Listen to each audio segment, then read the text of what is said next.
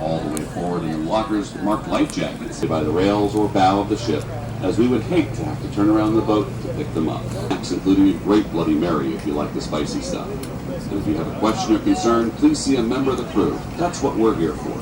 With that, please sit back, relax, and enjoy your cruise along the beautiful Miles River.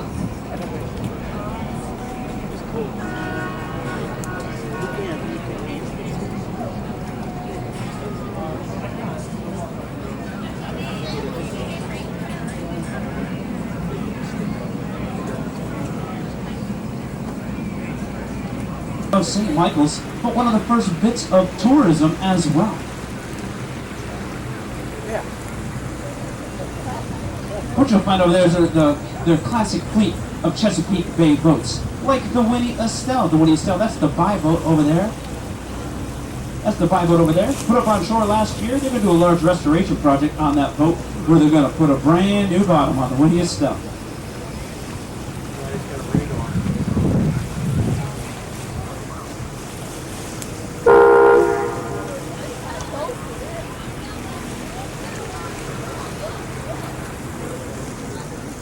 What you'll find over there also is a circular building known as a lighthouse. That was originally from Hooper's Island. It was brought here in 1966 as one of the first museum exhibits. If you get a chance to get over to the Chesapeake Bay Maritime Museum, I highly recommend it.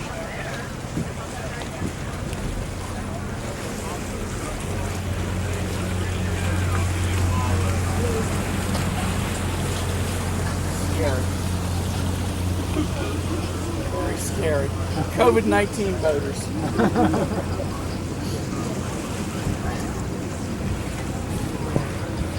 As we exit the harbor today, we're going to learn a little bit about the history of St. Michael's and the Chesapeake Bay. So sit back and enjoy.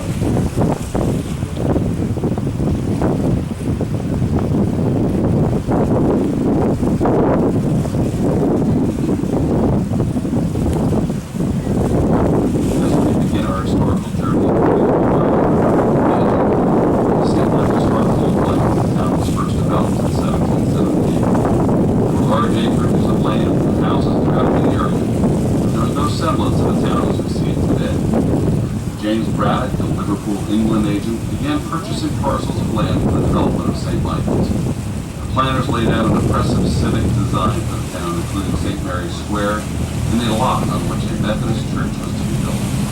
The original brick church, built in circa 1781, no longer stands on St. Mary's Square, where it was raised to make way for the larger brick church built in 1839, now occupied by the town of Morton.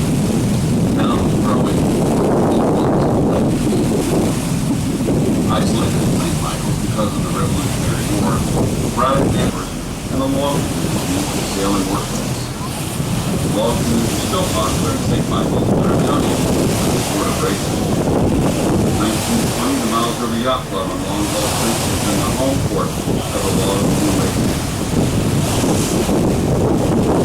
Coming into town, you might know roadside markers declaring St. Michael's as the town of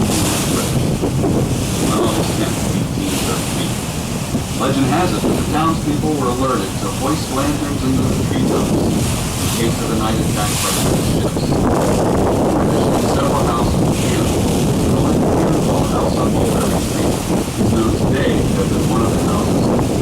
The St. Michael's people and Captain Vickers' packet from Easton attacked the British invaders briskly and accurately, forcing them out of the St. Michael's River, as it was known at that time. The post-war depression and shipbuilding closed most of St. Michael's early shipping. In the late 19th century, boat building enjoyed a resurgence. Bug-eyes, skipjacks, and schooners were built for oysters. Various religious sects have played an important role in shaping the attitudes and accomplishments of our local area. Many of the Quakers who settled here were fine craftsmen and boat builders. Being pacifists, they would not engage in war, but were often the builders of boats used for that purpose. Another effort of the Quakers was working with Harriet Tubman, the conductor on the Underground Railroad.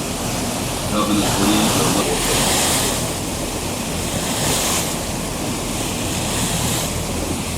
So, where did the Chesapeake Bay really come from?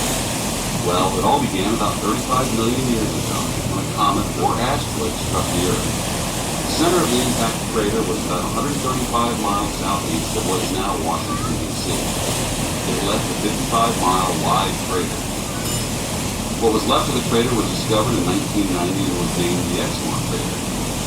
It is the largest impact crater in North America and the sixth largest on Earth.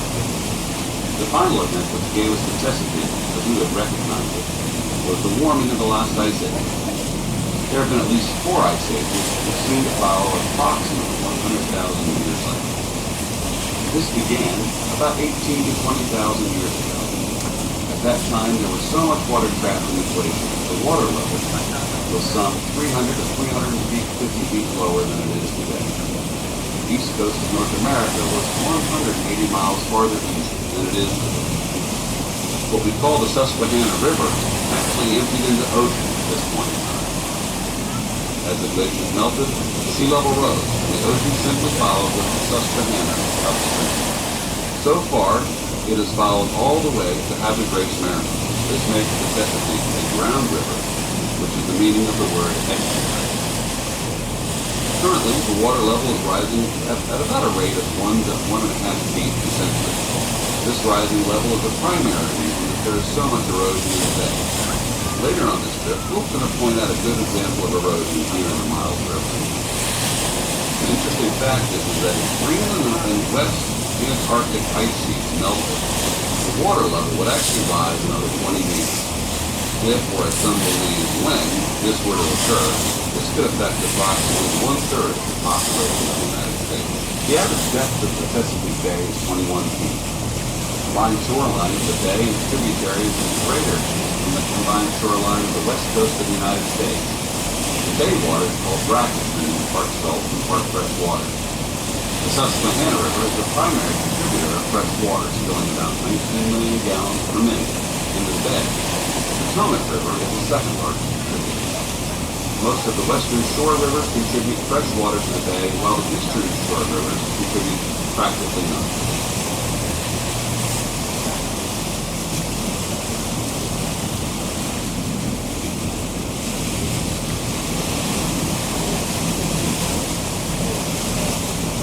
Off the starboard side of the boat, to your right, is the community of Rio Vista, a 1954 subdivision of the 165-acre Riverside Farm.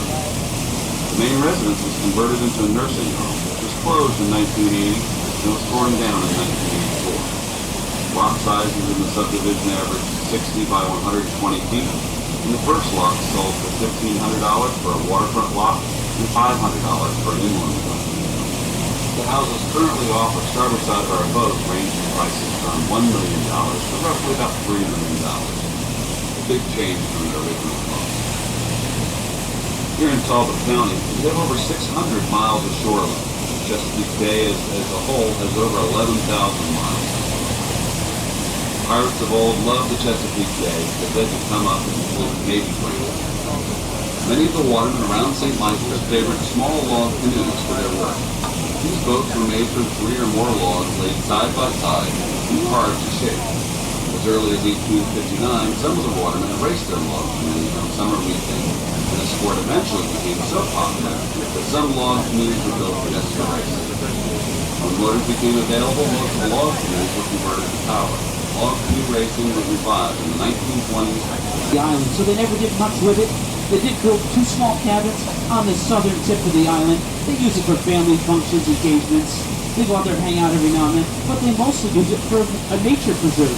So right now on that island, there's 2 nesting pairs of bald eagles, and there's a whole bunch of osprey nests dotting all the way around the island as well. So keep your eyes to the sky, right? Look for those birds of prey, especially the osprey. I love it when they go down and they grab a fish right out of the water. It's so cool to see. If you see that, let me know. I'll point it out to everybody so everyone can check out those osprey at work. As we head down here, down the river here, we're going to learn about those ospreys, so listen up. There are 29 species of waterfowl that call the Chesapeake Bay home, at least. The Chesapeake Bay, most oyster bars and clusters are located in the transition zone between tidal wetlands and open water. Researchers of the Virginia Marine Resources Commission are also involved in promising experimental projects to build artificial reefs of oyster shells along the coast to establish colonies that are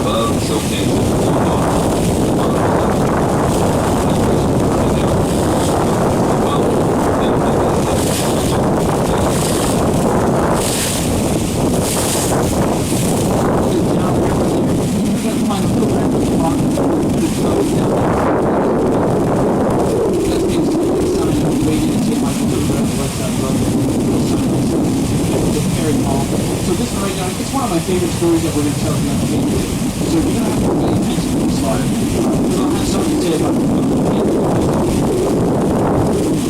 One great house is started as a built in 1970s.